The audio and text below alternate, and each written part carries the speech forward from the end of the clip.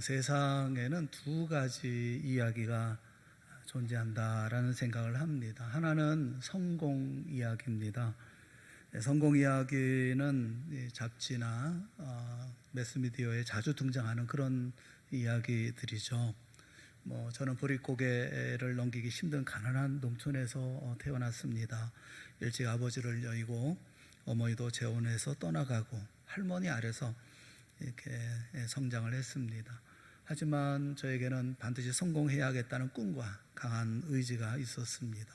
그래서 저는 주경야독하면서 공부했고, 배가 고플 때는 냉수로 배를 채워가면서 공부했습니다. 그래서 명문대학에 입학을 했고, 졸업도 하기 전에 사법고시에 합격을 했습니다. 이런 식의 이야기들이죠. 성공 스토리. 이런 이야기를 듣고 있으면 참 감동도 되고, 참 대단하다 이런 생각도 하죠. 우리도 저분처럼 이렇게 성공했으면 좋겠다 이런 생각도 하죠. 하지만 또 이 성공 이야기는 어떤 사람에게는 심한 열등감에 빠지기도 하고 한없이 우울하게 만들기도 하는 그런 이야기이기도 하죠. 어떤 이런 이야기의 주인공은 또 한편 우쭐해지기도 하고 교만해지기도 하는 그런 부분들도 있죠. 이런 이야기만 있는 게 아닙니다. 성공 이야기만 있는 게 아니라 또 하나의 이야기가 세상에는 있습니다. 그것이 바로 은혜 이야기죠.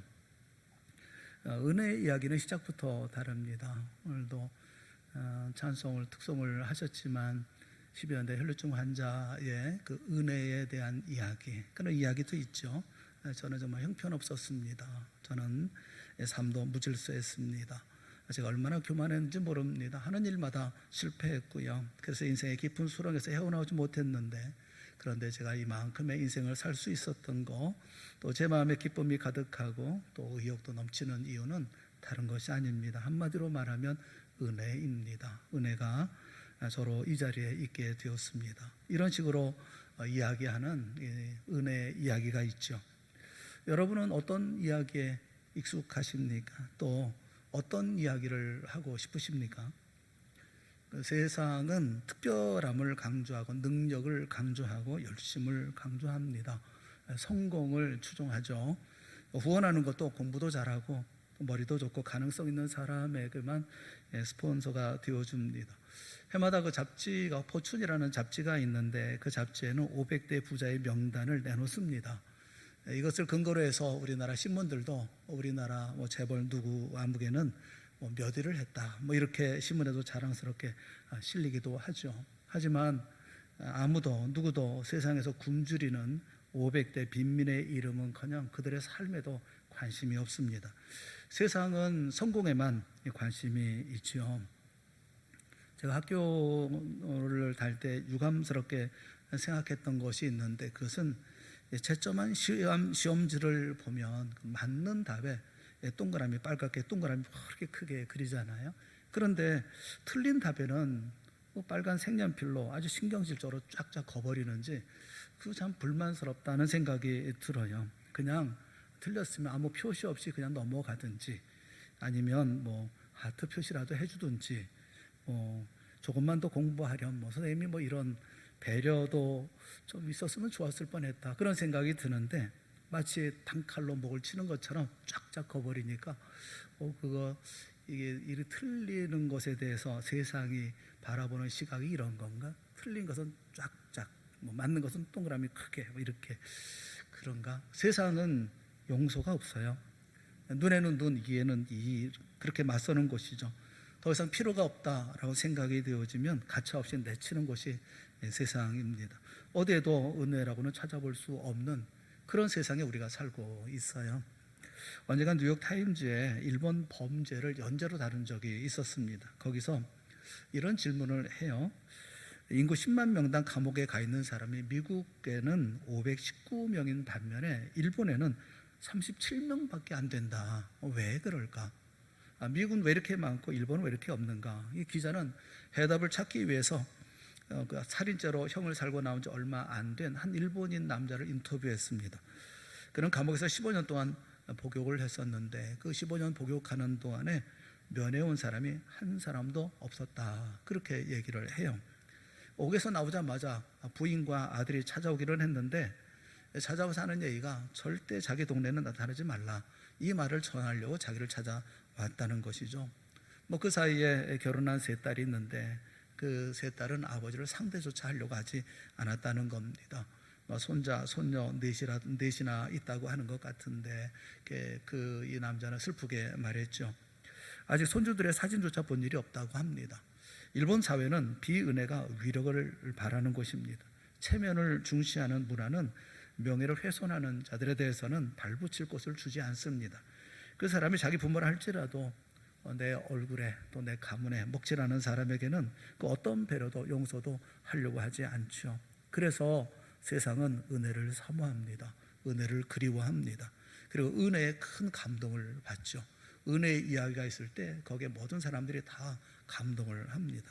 해밍웨이가 쓴 그 소설이, 짧은 소설이 있습니다. 쇼스토리라고 해서 어네스트 해밍웨이의 짧은 얘기들이 있는데 그 가운데 The Capital of the World라고 하는 그런 짧은 소설이 있어요. 이 내용은 그런 겁니다. 스페인 아버지가 집을 나가 마드리드로 떠나버린 아들을 생각하면서 뒤늦게 화해하기로 다짐을 합니다. 그래서 그 아버지는 엘리베랄이라고 하는 신문에 광고를 냅니다. 이런 광고를 내죠.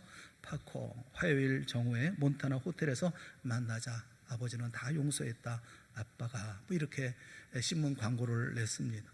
이 파코라는 이름은 스페인에서 흔한 이름이라고 그래요. 아버지가 약속한 아들을 만나기 위해서 그곳에 나갔더니 파코라는 이름의 젊은 남자가 무려 800명이나 나와서 자기 아버지를 기다리고 있더라는 거예요. 은혜를 찾아볼 수 없는 세상은 그래서 은혜를 사모합니다. 은혜를 갈망합니다.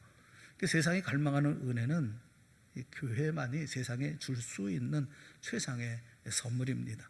은혜는 성도에게도 복수보다 강한 용서라는 힘을 바라게 하는 능력이 되고, 차별보다 강한 존중이라는 힘을 바라게 하는 능력이 되고, 증오보다 강한 사랑의 힘을 바라게 하는 능력이 됩니다. 오늘 본문의 말씀 10절 말씀에 보면 이렇게 사도 바울은 고백하죠. 그러나 내가 나 된 것은 하나님의 은혜로 된 것이니. 바울이 여기서 특별히 강조하고 있는 것은 은혜입니다. 은혜. 우리가 잘 아는 것처럼 은혜라고 하는 것은 하나님이 아무런 조건 없이 일방적으로 주시는 선물이죠. 은혜는 기독교의 대명사로서 복음의 가장 두드러진 특성이라고 말할 수 있습니다. 그래서 기독교를 은혜의 종교 그렇게 부르기도 하죠. 우리는 하나님의 은혜를 입은 복된 하나님의 자녀들입니다. 사도 바울은 로마서 5장 17절에 이런 우리를 일컬어서 이렇게 표현해요. 더욱 은혜와 의의 선물을 넘치게 받는 자들, 그렇게 말씀합니다. 은혜와 의의 선물을 더욱 넘치게 받는 사람들, 그가 바로 우리들이다, 그렇게 말씀을 해요. 본인도 은혜로 된 것이고 우리 모두도 은혜 가운데 있다, 더욱 넘치는 은혜 가운데 있다라고 말합니다. 그런데 정작 교회 안에 있는 우리는 과연 그 은혜의 의미를 알고 있기는 한 것인가?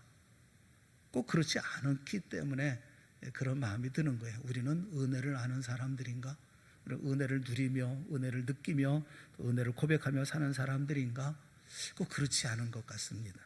마태복음 20장에 보면 예수님께서 한 비유를 들어 말씀하십니다. 포도원에 품꾼을 쓰는 그런 한 농부의 이야기를 들려주십니다.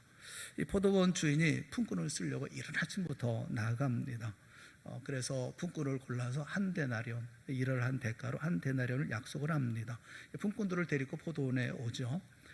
해가 뜰 무렵인 새벽 6시에 나가서 사람들을 데리고 옵니다. 또 오전 9시에 나가니까 또 사람들이 있어요. 그 사람들도 데리고 옵니다.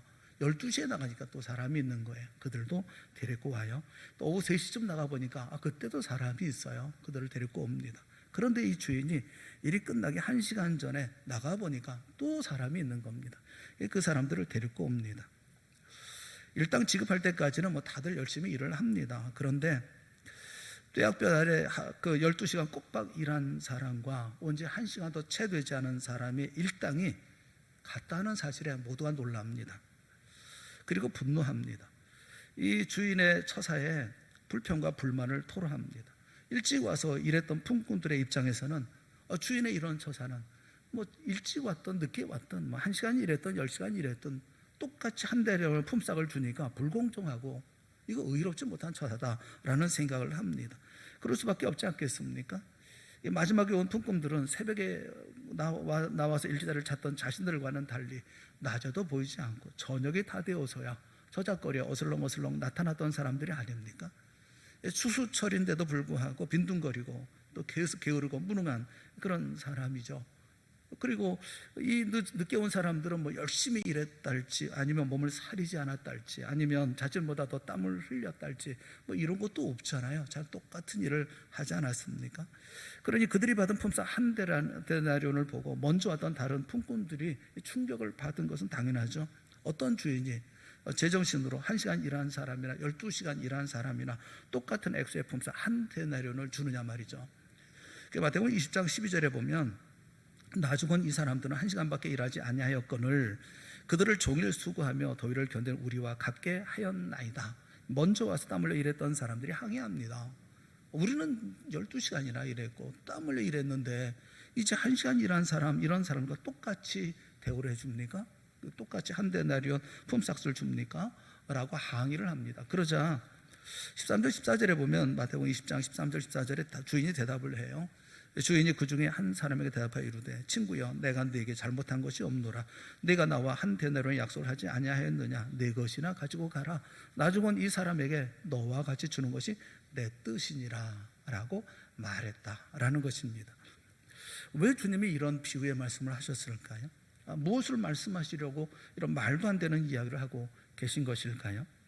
여러분도 이 주인이 보인 태도 이상하지 않습니까? 그걸 상식적이라고 볼 수 없지 않습니까? 1시간밖에 일할 수 없었던 사람들을 고용하지를 않나, 12시간 일한 사람이나 1시간 일한 사람이나 동일한 임금을 주지를 않나. 아마 우리 사회 같으면 언론에서 아마 까지 않을까 싶어요. 이 기업주의 태도에 비판을 했을 거예요. 무노동 무임금의 원칙 위배, 경제 정의 무너뜨리다, 이렇게 제목으로 기사를 일면에 독기사로 장식하지 않았겠어요? 또 노동자들은 부당노동 행위, 철폐 이렇게 쓴 머리띠를 두르고 파업하거나 데모를 하거나 하지 않았겠습니까? 지식인들은 국가 경쟁력과 노동 생산성을 떨어뜨리는 행위, 그러면 누가 열심히 일하겠는가? 이런 칼럼을 쓰면서 비판의 칼을 사정없이 휘두르지 않겠습니까? 이 말씀, 예수님의 비유의 말씀은 어떻게 이해를 해야 합니까? 저 역시 왜 이렇게 하셨을까? 상식적으로 납득이 안 되는 이런 일을 왜 예수님께서는 이게 옳다고 말씀을 하고 계시는 걸까? 너무 이상해서 꼼꼼히 몇 번이고 다시 보고 또 보고 숨은 뜻이 있나? 무슨 뜻이 있나? 무슨 의미가 있는가? 다시 보았습니다. 보면서 말씀을 보면서 보다가 깜짝 놀랐어요. 왜냐하면 제가 바로 그 11시에 왔던, 그러니까 오후 5시 막차를 탔던 그 품꾼이라는 생각에 스쳐 지나가서 퍼뜩 생각이 들었기 때문에 그랬어요. 여러분 시각을 한번 바꿔보세요. 시각을 한번 바꿔서 그리고 이 말씀을 보세요. 이 시각이 잘못된 거죠. 우리는 아침에 새벽같이 왔다고 생각을 합니다. 적어도 9시나 12시에는 오지 않았을까? 늦어도 3시에는 오지 않았을까? 나는 5시에 온 사람은 아니야. 이런 생각을 가지고 이거 부당하다, 이거 비합리적이다, 이거 상식적이지 않다, 이렇게 얘기하지 않겠습니까? 그런데 5시에 온 사람의 시각에서만 보세요. 1시간 일한 사람의 시각에서 이 말씀을 보세요. 그러면 이 말씀이 어떻게 느껴집니까? 제가 그 늦게 온 품꾼이었던 거예요. 아무도 알아주지 않고 인정도 하지 않고 그랬던 저를 주님이 불러서 일하도록 해주신 거죠. 그런데 마치 엄청난 일을 했던 것처럼 제가 교만했던 거예요. 마치 아침 일찍 와서 열심히 일했던 품꾼이었던 것처럼 억울해하고 있었던 거죠. 왜 저 사람에게는 나와 똑같은 품삯을 주십니까? 항의하고 있었으니까요. 그런데 그렇지 않습니다. 내가 5시에 와서 일한 1시간밖에 일하지 않은 그 품꾼인 거예요. 불평하고 원망할 일이 아니라 이건 감사해야 할 일이구나, 제 자신을 몰랐던 거예요. 예수님의 비유의 말씀은 경제적으로나 상식적으로 보면 말이 되지가 않습니다. 그럴 수도 없는 일입니다. 그런데 바로 그것이 그 비유를 우리에게 말씀하신 주님의 의도입니다. 주님이 이 비유로 우리에게 가르쳐 주시고자 하신 것은 바로 은혜인 겁니다. 왜냐하면 저뿐만 아니라 우리 모두가 다 11시, 그러니까 오후 5시에 온 품꾼들이기 때문에 그렇습니다. 그러니 은혜인 거예요.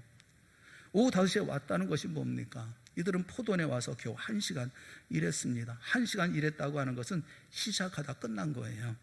그러니 품삯인들 온전히 기대했겠습니까?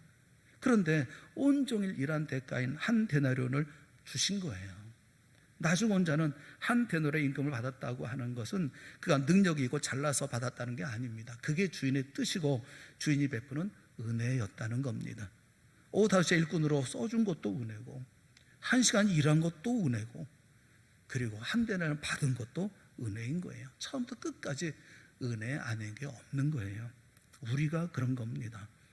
오늘 우리가 구원받은 것과 하나님 교회 일꾼이 된 것도 100% 하나님의 은혜입니다. 우리가 오늘 살아있는 것도 오늘 우리가 예배드리는 것도 온전하게 하나님의 은혜입니다. 이 하나님의 은혜를 모르고 교만해하거나 우쭐거리고 그러면 되겠어요? 다만 하나님의 은혜라고 고백하고 찬송하고 감사하며 오늘을 살아야 되지 않습니까? 만약 그 주인이 불쌍히 여기지 않았다고 한다면 그 1시간도 일할 수 없었던 사람들 아닙니까? 그런데 우리를 그렇게 불러주신 것이 얼마나 큰 은혜인지 그 감사를 우리는 놓치고 살고 있다는 거예요. 그래서 은혜를 모른다는 겁니다. 우리는 시각이 잘못됐다는 거예요. 자기를 모른다는 거예요. 은혜를 모른다는 거예요. 감사를 모른다는 거예요. 자신이 받은 은혜가 뭔지를 모른다는 거예요. 자신이 일한 볼품없는, 자신이 일해놓고 만들어 놓은 볼품없는 공적만 내세우고 인정받으려고 하고 박수 받으려고 하고 칭찬받으려고 하고 그렇지 않으면 불평하고 원망하고 여러분 대가를 챙기려고 하고 그럴 뿐인 포도원에 들어와 있다는 자체가 하나님의 은혜라는 것을 모르고 있더라는 겁니다. 내가 하나님 앞에서 이와 같은 자리 가운데 있다는 게 얼마나 큰 은혜인지를 우리는 모른다는 거예요. 모두가 다 제가 모든 분들에게 아는 분들에게 다 물어봤어요. 당신은 집사님은 권사님은 몇 시쯤 온 것 같아요? 그럼 다들 나는 새벽에 왔죠. 나는 12시에 왔죠. 나는 늦어도 3시에는 왔죠. 이렇게 얘기를 하지 5시에 온 사람은 아무도 없더라고요. 우리는 은혜를 모르는 사람들입니다. 은혜인 줄을 몰라요. 주님은 누가복음 15장에 보면 한 마리 잃은 양을 찾겠다고 99마리 양떼를 그냥 들에 두고 어둠 속으로 뛰어든 목자 이야기를 들려주십니다. 그런데 99마리 양을 들에 두고 갔다. 그렇게 말씀하셔요. 우리에 넣어두고 간 게 아니라 들에 두고 갔다. 양들은 제멋대로 뛰쳐나가려고 하는 그런 야생적인 욕구가 있잖아요. 들판에는 또 뭐가 있습니까? 가축 도둑이 있잖아요. 또 늑대들도 들끓지 않습니까? 그런데 양들을 그 들에 그냥 놔둔 채 한 마리 양을 찾아 목자가 떠납니다. 그래서 한 마리를 기쁨으로 어깨에 메고 돌아왔더니 23마리의 양이 온데간데 없이 사라졌다고 한다면 그 또한 불공평한 일 아니겠어요? 은혜의 곡조에는 분명히 튀는 음정이 있습니다. 불공평이 껴 있습니다. 과부가 동전을 찾는 이 동전 하나가 부자의 100만 불보다 더 큰 차이가 그만큼 크게 쳐야 하는 이렇게 기쁨을 가져야 할 이유가 어디 있어요? 풋내기 임시직을 충실한 정규직과 같이 대우할 주인이 어디 있겠습니까? 아마데우스라는 영화가 있죠. 거기에 그 독실한 신자가 있습니다. 살리엘이라고 하는 안토니오 살리엘이는 궁정음악가예요. 이 사람은 깊은 신앙심을 가지고 있습니다. 불에 찬미곡, 하나님을 찬양하는 찬미곡을 만들고 싶은데 간절한 의욕은 있는데 재능이 따라주지를 않습니다. 그런데 하나님은 사상 최대의 그 음악적 천재성을 천하의 망나니인 볼프강 아마데우스 모차르트에게 은사로 주신데 분노를 느낍니다. 왜 그렇게 하셨을까요? 하나님은 성실한 에서 대신에 야곱을 택하신 이유가 뭘까요? 왜 시골 한 구석에 목동 다윗을 이스라엘의 왕으로 세우셨을까요? 왜 그 왕의 불륜 관계에서 태어난 열매인 솔로몬에게 탁월한 지혜의 은사를 주셨을까요? 불공평하죠. 불만스럽죠. 그런데 여러분 시각을 한번 바꿔보세요. 우리가 바로 5시까지 빈둥거리고 있었던 바로 그 게으름베리 품꾼이라고 한다면, 주인이 불러주지 않았다고 한다면, 여러분이 엉덩이에 뿔난 그런 양처럼 고집도 세고 목자의 말도 듣지 않고 자기 마음대로 죽불나게 뛰어다니고 그러다가 길을 잃어서 어둠 속에 두려움과 공포 가운데 어쩔 줄 몰라 하고 있는 바로 그 길을 잃어버린 양이라면, 또 여러분이 야곱이라면, 또 여러분이 다윗이라고 하면, 또 여러분이 솔로몬이라고 하면 이렇게 하시면 옳지 않습니다. 점잖게 사양하시겠습니까? 말로만 우리는 은혜라고 얘기를 하는데 우리는 언제나 돌아온 탕자를 기뻐하며 맞이하는 아버지를 불편한 심정으로 곱지 않은 시선으로 바라보는 큰아들이었던 것은 아니었습니까? 품삯을 받은 이들을 보고 뭐 이런 경우가 다 있느냐라고 먼저 와서 일한 잘난 품꾼들은 아니었나요? 잘못 알고 계신 겁니다. 잘못 알고 계신 거예요. 시각을 바꿔야 되는 거예요. 우리가 누굽니까? 오후 5시에 간신히 들어왔던 일꾼들입니다. 중불나게 뛰어다니다가 고집부리다가 길 잃어버린 양입니다. 우리야말로 아버지를 능력하고 유산받아 집을 떠났던 탕자입니다. 우리 중에 자기 공로대로 받은 그런 사람이 누가 있어요? 아무도 없습니다. 하나님이 요구하시는 완전한 삶 근처에 가본 사람이 있나요? 한 사람도 없습니다. 공평한 기준대로 받기로 한다면 우리는 다 멸망으로 끝나야 마땅할 사람들입니다. 그런데 우리는 마땅히 받아야 할 것을 받지 않았어요. 형벌을 받아야 마땅한 내가 용서를 받았습니다. 진노를 받아 마땅한 내가 사랑을 받았습니다. 빚을 지고 감옥에 가야 마땅한 내가 오히려 신용 양호 평가를 받아요. 가차없는 질책에 무릎 꿇고 회개해야 마땅한 내가 잘 차려진 잔치상을 받고 있는 거예요. 은혜인 거예요, 은혜. 여러분에게 주어진 이 은혜의 의미를 아십니까? 우리는 우리 자신이 철저하게 버려야 할 불량품, 사생자라고 하는 사실을 까맣게 잊고 살아갑니다. 사도 베드로가 혼자 기도하러 지붕에 올라가죠. 올라갔더니 비몽사몽 사몽간에 그 하늘에서 커다란 보자기가 내려옵니다. 그 보자기에 뭐가 있나 들여다보니까 부정한 동물로 가득했다. 그렇게 말씀을 해요. 레위기 11장에 보면 먹어서는 안 되는 것들에 대해서 말씀을 합니다. 돼지, 낙타, 토끼, 솔개, 까마귀, 타조, 다호마스, 학, 박쥐, 개미, 갑충, 곰, 도마뱀, 사막도마뱀, 족제비, 쥐, 뱀. 팔레스타인의 모든 유대인과 다를 바 없이 베드로에게 그런 음식은 단순히 싫은 정도가 아니라 금기고 가증한 것입니다. 하나님이 그것을 가증하게 여기라고 말씀하셨기 때문에 그렇죠. 왜 그건 먹지 말라고 했을까요? 건강상의 유익 때문에 또는 더러운 짐승이기 때문에 인근 이방인들의 풍습에 물들지 않도록 하기 위해서 그럴 수도 있습니다. 근데 그것만으로 다 설명이 되지는 않아요. 인류학자인 그 메리 더글라스라고 하는 분은 이렇게 그 부분에 대한 설명을 해요. 하나님이 금하신 동물은 하나같이 이형이라는 겁니다. 부적합하다는 거예요. 정상이 아니라는 겁니다. 물고기는 지느러미와 비늘이 있어야 합니다. 그런데 조개류와 뱀장어는 지느러미나 비늘이 없죠. 그래서 자격에 맞지 않다는 겁니다. 조류는 날도록 되어 있는데 타조 종류는 날지 못함으로 맞지 않다는 겁니다. 육상동물은 뱀처럼 땅 위를 기는 것이 아니라 네 발로 걸어야만 합니다. 가축으로 기르는 소나 양이나 염소는 새김질을 하고 발굽이 갈라져 있기 때문에 다른 동물도 먹으려면 다 그래야 한다는 겁니다. 한마디로 말하면 그것이 어떤 이유로든 간에 무언가 정상이 아닌 뭔가 정상과 다른 면이 있기 때문이라는 겁니다. 쉽게 말하면 불량품들이라는 거죠.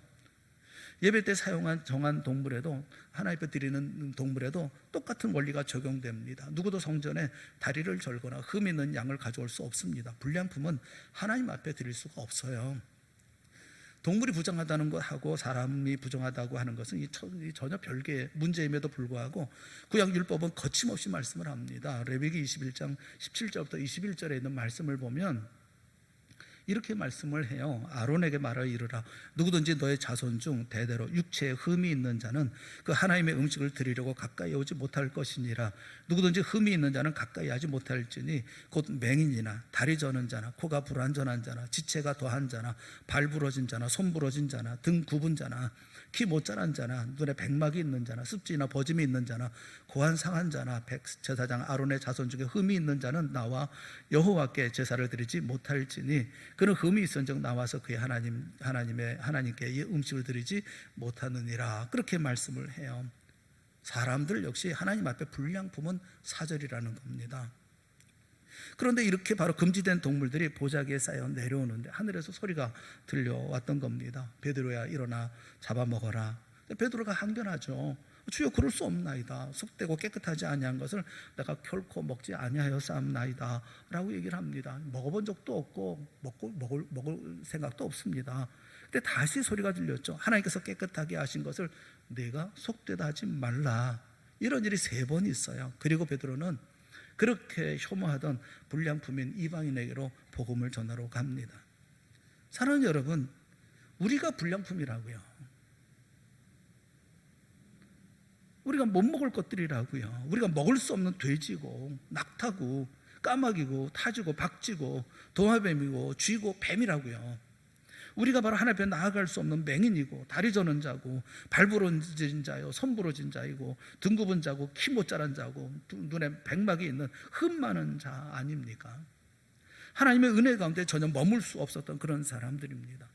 만약 하나님께서 은혜로 우리를 긍휼히 여기셔서 깨끗하게 하지 않으셨다고 한다면 우리는 여전한 불량품이었을 겁니다. 그런데 하나님의 은혜로 깨끗하게 하셔서 하나님의 아들 되고 딸들 되었으니 이 은혜에 대한 당연한 반응이 우리에게 있어야 되는 거 아닙니까? 우리 가운데 교만할 사람이 누가 있어요? 우리 가운데 높을 사람이 누가 있어요? 누가 누구를 정죄합니까? 사도 바울은 자기 인식을 정확하게 합니다. 바울은 자신을 가리켜서 사도 중에 지극히 작은 자라고 고백을 합니다. 바울은 예수님을 따라다닌 적도 없고 예수님께 배운 적도 없습니다. 더욱이 주님의 십자가를 본 적도 없는 사람이에요. 단지 하나 있다고 한다면 다메섹 도성에서 예수님을 만난 거 그 하나밖에 없습니다. 그래서 자격이 없다는 그의 말은 과장된 말이 아닙니다. 그건 정확한 말이에요. 또 바울은 내가 하나님의 교회를 박해하였다 라고 말해요. 하나님의 교회를 박해했어요. 정과가 있다는 거, 정과범이라는 거예요. 그러니까 고백한 대로 그런 믿는 사람들을 옥에 가두고 고문했을 뿐만 아니라 예수는 모독하는 말을 시켰고 또 심지어 그들을 죽이기까지 했습니다. 무서운 박해자였어요. 그래서 그의 정과만 보아도 그가 사도라는 영광스러운 직분을 받을 만한 인물은 전혀 아니었습니다. 그런데 그럼에도 불구하고 10절이 뭐라고 어떤 말로 이어집니까? 그러나예요. 그러나 내가 나 된 것은 하나님의 은혜로 된 것이니. 원문에 보면 이 카리타라는 말이 제일 먼저 나와요. 카리타 데 데우. 데라는 말은 그러나라는 말인데 카리타 은혜라는 말이 나와요. 은혜. 데 데우 하나님의. 그래서 그 다음에 에이미호 에이미 내가 나로 존재하는 것, 존재하는 것이다. 이렇게 얘기를 합니다. 하나님의 은혜, 그러나 하나님의 은혜가 있어서 내가 오늘 나로서 이래 존재하는 것입니다. 이렇게 얘기를 하고 있어요. 사도 바울에게 죄책감이 있었던 걸까요? 그럴 수도 있습니다.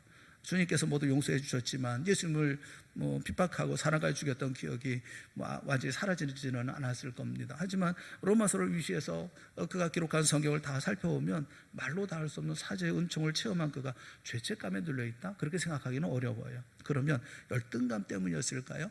물론 그럴 수도 있습니다. 하지만 예수 그리스도 안에서 능히 하지 못할 일이 없다고 큰소리 쳤던 사도 바울이 열등감 따위에 끌려다녔다는 생각을 하지 않습니다. 그렇다면 무엇으로 그러나라고 외치는 바울의 심정을 설명할 수 있을까요? 그러나라고 말하는 바울의 심정은 뭘까요? 그것은요, 황송한 거예요. 황송함입니다. 악하고 미천한 자신을 사도로 불러오신 하나님의 은혜에 압도당한 그 감격을 주체하지 못하는 마음, 다시 말하면 은혜에 크게 빚진 자의 마음이죠. 황송한 거죠. 황송한 거예요. 사도 바울은 이 많은 사람 가운데 어떻게 나 같은 사람을 하나님께서 복음의 증인으로 삼아주시고 이방인의 사도로 세우셨을까 생각할 때마다 황송한 거예요. 황공한 거예요. 감격하지 않을 수가 없는 거예요. 생각할 때마다 이렇게 감사하고 생각할 때마다 눈물 나는 거예요. 나는 지극히 작은 자인데, 나는 교회를 핍박했던 자인데, 그런데 그럼에도 불구하고 주님이 나를 이토록 사랑하시고 이렇게 복음을 전하는 사도로 직분까지 맡겨주셨다니, 이건 은혜인 거예요. 견딜 수 없는 거예요. 여러분, 사랑하는 여러분, 여러분에게는 이런 황송함이 있나요? 매일매일 하루하루의 삶을 살아가면서 너무 황송합니다. 너무 감사합니다. 오늘 이렇게 살게 해주신 거 너무 고맙습니다. 그 어려운 일들 가운데 견디게 하시고 이기게 하시고 주의 말씀을 전하게 하시고 믿음으로 살게 하신 거 너무 감사합니다. 황송합니다. 이런 마음이 있나요? 바울은 이렇게 고백하죠. 그러나 내가 나 된 것은 하나님의 은혜로 된 것이니 내게 주신 그의 은혜가 헛되지 아니하여. 뭐라고 말씀합니까? 우리 다 같이 한번 그 다음에 시작. 내가 모든 사도보다 더 많이 수고하였으나 내가 한 것이 아니요 오직 나와 함께 하신 하나님의 은혜로라. 하나님의 은혜로라. 내가 아니요 하나님의 은혜라. 바울은 예수님을 알고 나서부터 전력을 다해 주님 위해서 일했습니다. 내가 모든 사도보다 더 많이 수고하였다. 여기 수고했다는 코피아우라는 말은 뭐 피로를 느낀다, 뭐 쇠약해진다 이런 뜻을 가지고 있어요. 그러니까 몸이 쇠약해질 만큼 수고했다는 겁니다. 죽도록 일했다는 겁니다. 목숨 걸고 일했다는 거예요. 누구보다 열심히 주의 일을 했다는 겁니다. 그런데 그것도 내가 한 것이 아니라는 거예요. 나와 함께 하셨던 하나님의 은혜였다라는 것입니다. 하나님께 충성하게 된 것은 자신의 적극적인 성격 때문이거나 자신의 능력 때문이거나 자신의 학식이 많았기 때문이거나 자신의 열심 때문이라고 말하지 않습니다. 그것은 자신을 파격적으로 대우하신 그러나의 은혜 때문이었다라고 고백하고 있는 거예요. 고린도후서 11장 23절에 보면 자신이 그리스도의 일꾼으로서 수고를 넘치도록 하고 옥에 갇히기도 더 많이 하고 매도 수없이 맞고 여러 번 죽을 뻔하였다 이렇게 얘기하죠. 고린도후서 12장 10절 말씀에 보면 그러므로 내가 그리스도를 위하여 약한 것들과 능력과 궁핍과 박해와 공고를 기뻐하노니 라고 또 말합니다. 아무리 힘들고 어렵고 고통스럽다 할지라도 그 모든 능력, 그 모든 궁핍과 박해와 공고를 즐겁게 감당한다. 나는 감사하고 기뻐한다. 그렇게 고백하죠. 주님을 위해서 이 정도의 헌신을 한 사람이라고 하면 하나님 앞에 떳떳하게 자기 공로를 내세울 만한데 그 모든 것을 할 수 있었던 것은 내가 한 것이 아니라 오직 나와 함께 하신 하나님의 은혜 때문이었습니다 라고 사도 바울은 고백하고 있는 거예요. 언젠가 책방에 가서 책을 보다가 재밌는 제목의 책을 봤어요. 그 책 제목이 뭐냐면 사람에게 비는 하나님이라는 책 제목이에요. 책 제목이 그래요. 사람에게 비는 하나님. 들쳐서 이렇게 좀 살펴본 적이 있어요. 보면서 그런 생각이 많이 들어요. 부모와 자식 중에 누가 누구에게 빕니까? 누가 비나요? 자식은 절대 안 빕니다. 자식은 오히려 공갈합니다. 협박합니다. 나 밥 안 먹어. 나 집 나갈 거야. 공갈하고 협박하는 것은 자식이 합니다. 그러면 부모는 어떻게 합니까? 얼른 나가서 자식이 못 나가게 문을 잠가버립니다. 그리고 달래느라고 쩔쩔쩔쩔 맵니다. 하나님도 우리에게 비신다는 거예요. 제발 그러지 말아라. 내가 너를 사랑하지 않니? 제발 내 마음 좀 들어라. 그렇게 말입니다. 여러분은 하나님을 사랑하십니까? 그 하나님에 대해서 죽도록 사랑한다 라거나 영원히 사랑한다 라거나 미치도록 그리스입니다 라고 말해 보신 적은 있습니까? 일주일에 겨우 한 번 예배드리면서 사랑해요. 그 말할 뿐이잖아요. 하나님을 향한 사랑이 쉽게 변질되는 숙주나물처럼 늙은 노인의 하루처럼 지루해져 버린 것이 아닙니까? 노희경 작가는 우리에게 이렇게 묻죠. 너 그리 살아 정말 행복하느냐? 너 그렇게 살아 정말 행복해? 그저 가볍게 하나님과 사랑을 나누는 것으로 행복할 수 있을까요? 아가서 5장 8절에 보면 하나님의 사랑에 대해서 우리에게 표현한 말씀이 있어요. 우리 한번 다 같이 읽어보겠습니다. 시작. 예루살렘 딸들아 너희에게 내가 부탁한다. 너희가 내 사랑하는 자를 만나거든 내가 사랑함으로 벽이 났다고. 벽이 났다고. 예루살렘 딸들아 내가 사랑하는 사람을 만나면 얘기 좀 전해다고. 내가 너를 사랑하다가 벽이 났다. 주님은 우리를 사랑하는데 병이 날 만큼 사랑하신다고 말씀하고 있어요. 우리는 어떻습니까? 주님을 생각하면 가슴이 벅차오르고 마음이 찡해지고 눈물이 납니까? 계절마다 우리가 주님 사랑해서 병을 알아 누울 정도가 된다고 한다면 참 행복하겠다 그런 생각이 들어요. 여러분 우리는 성공의 노래, 성공의 이야기에 익숙해져 있습니다. 입으로는 하나님을 사랑한다고 노래하면서 마음으로 부르는 노래는 바라게 바치는 것은 아닌지 모르겠어요. 하나님의 백성은 세속적인 성공의 노래를 부르는 사람들이 아닙니다. 하나님의 백성들은 사랑의 노래를 부르는 공동체예요. 주님은 나의 반석이십니다. 주님은 나의 요새이십니다. 주님은 나를 건지시는 이시고 주님은 나의 하나님이십니다. 주님은 나의 바위시고 나의 방패시고 나의 구원의 뿌리시고 나의 산성이십니다. 내가 주님을 사랑합니다. 노래하는 공동체, 그게 하나님의 백성이라고요. 얄팍한 그 위로의 말로 사람을 보듬어주는 감상적인 노래를 부르는 사람들이 아니에요. 십자가 위에 못 박히신 예수가 나의 하나님이며 나의 구세주이며 나의 사랑이라고 노래하는 십자가 군가를 부르는 군대들인 겁니다. 오늘도 주님 우리에게 말씀하시죠. 내 포도원에 가서 일하라. 이 얼마나 고마운 말씀이에요. 어찌 생각해보면 일을 했으니까 돈을 준다는 게 아닙니다. 돈을 주기 위해서 일을 시키는 거예요. 여러분 이미 많은 기회 잃어버렸잖아요. 만회할 시간도 없잖아요. 그런데 하나님께서 불쌍히 여기셔서 우리에게 은혜를 베푸십니다. 과거를 묻지도 않으십니다. 일을 맡기십니다. 문제는 그럴 때 내가 얼마나 이런 하나님의 은혜에 감사하며 살고 있느냐, 그게 문제죠. 주신 은혜에 감사하고 내가 사는 현재, 이 현 시점, 이 현실, 그리고 이 속에서 힘을 다해서 하나님의 일을 감당해야 되지 않겠습니까? 하나님은 그런 나를 통해서 역사하시는 것이죠. 사도 바울은 늘 간직하고 있는 신앙이 있었어요. 내게 주신 은혜, 나를 향하신 경륜, 내게 주신 사명, 이미 주신 모든 것들이 내게 주신 최상의 은사다라고 그는 고백을 하죠. 여러분, 나의 나된 것은 하나님 주신 파격적인 은혜로 된 것이다. 내 노력, 내 선함, 내 의로움 때문이 아니다 라고, 그래서 감격해하고 황송해하던 사도 바울의 심정을 우리도 가져야 되지 않겠습니까? 나도 주님을 죽도록 사랑합니다 고백하고 삶의 끈을 단단히 조이고, 내게 주어진 시간이 비록 1시간밖에 남지 않았지만, 일이 끝날 때가 다 되고 황혼이 가까워오지만, 그렇지만 내게 주어진 일을 뒤도 안 보고 옆도 바라보지 않고 최선을 다하는, 오히려 하나님의 은혜에 감사하고 감격하고 사랑과 충성으로 보답하며 살아가는 우리가 되어줘야 되지 않겠습니까? 동산에 사랑하는 성도 여러분요, 은혜를 아는 분들이 되시기를 꼭 부탁드립니다. 교만하거나 이기적이거나 자기 욕심을 위해 살지 말고, 내가 얼마나 은혜 받은 사람인지, 내가 어떤 은혜를 입은 사람인지, 그 은혜 속에서 내가 어떤 하나님의 사랑 속에서 내가 오늘의 삶을 살게 되어졌는지 절대로 잊지 마시고, 그 은혜 가운데 가장 겸손하고 낮은 자리에서 섬기며 하나님의 일을 감당해 나가는 여러분 모두가 다 될 수 있기를 바랍니다. 이럴 때 주님께서 우리 가운데 놀라운 기쁨과 사랑의 놀라운 손길로 우리를 붙잡아 주시고, 또 놀라운 은혜의 역사로 우리 모두를 치유하여 주실 줄을 믿습니다.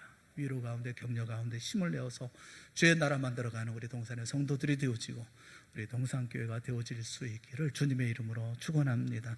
함께 기도하겠습니다. 사랑의 하나님 아버지, 우리에게 베푸신 은혜를 결코 잊지 않는 저희 모두가 되게 하여 주시옵소서. 저희 입에서 큰 소리가 나지 않게 하시고, 불평이 나오지 않게 하여 주시옵시고, 원망 있지 않게 하여 주시옵시고, 비난과 비판이 아니라 주신 은혜에 감사하며 감격하고 사랑하고 주어진 모든 일에 충성을 다하고, 그러나 나는 무익한 종입니다 고백하는 저희 모두가 되게 하여 주시옵소서. 이런 성도, 이런 동산교회가 되어질 수 있도록 주여 우리의 마음 주장하시고 인도하여 주시옵시며, 모든 역사 가운데 함께하여 주시옵소서. 예수님의 이름으로 간절히 기도드리옵나이다. 아멘. 우리 다 같이 자리에서 일어나셔서 410장 찬송하겠습니다.